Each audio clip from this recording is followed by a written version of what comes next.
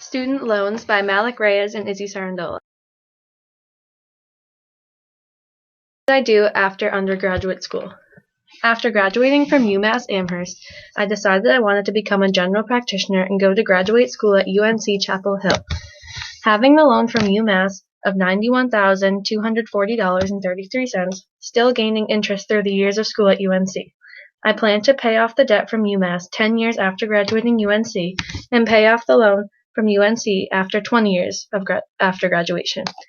Because I am working, I have some income as well as some money I have saved up to help me with my payments. Will I be able to pay off my loan from both schools without giving up any meals? End of Act 1. Act 2. I will receive money from the bank twice a year in January and July. I plan to graduate in 4 years. I will start paying back my loans in July of my senior year, after I graduate and travel into the real world. The terms of my UNC loan are to pay them back in 20 years. The interest compounded monthly will be at a rate of 5.41%. Payments will be made every month. End of Act 2. Act 3. First, I want to calculate the student loans I have to pay at a monthly rate over 20 years for my UNC tuition. To calculate monthly payments, I use the geometric sequence formula to determine how much I owe when I graduate. I am borrowing $15,469 every 6 months for 4 years, which is 48 months, plus interest. I use the formula below to get an answer of $140,000. I'll now take the total loan amount on July senior year as the principal and use a sequence to determine the value in 20 years with the interest rate 5.41% compounded monthly. My final value within 20 years is $412,077. I next use the geometric series to determine the value of all my future monthly payments to the bank. To get the value of all the payments and add the terms of the geometric series together. By using the formula below, I got the S240 would equal $431.07 M being the monthly payments. I now set the future value of the loan equal to the future value of the monthly payments to find M. A240 equals S240, A240 equals $412,077, and S240 equals $431.07 M. M is now equal to $955.94, being the monthly payment for my UNC loans. Calculating the total amount from both schools. How much money in loans from both schools do you have to pay off after you graduate medical school?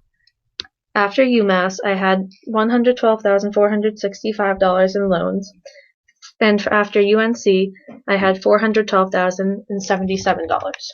That ends up to a total of $524,542. Act 3. Monthly amount for the first 10 years after my UNC graduation. S120 is equal to M times the interest rate. S120 equals $157.29 M.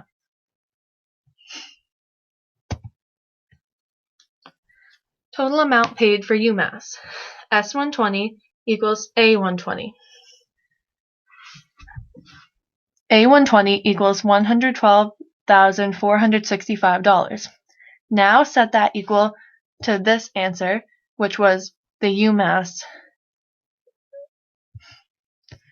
and that M equals $715.02 for monthly payments for the first 10 years to pay off my loans from UMass. The total monthly payments for UNC over the period of 20 years are 240 months, using the same formula that we used earlier, again equals $955.94. Total monthly payment for the first 10 years after I graduate UNC equals the monthly payment for UMass plus the monthly payment for UNC. The monthly payment for both schools in the first 10 years equals $1,670.96. Last 10 years of UNC loan. After paying off my debt from UMass and half of the loans from UNC in 10 years, I still have to pay off the other half of my loans from UNC in the next 10 years.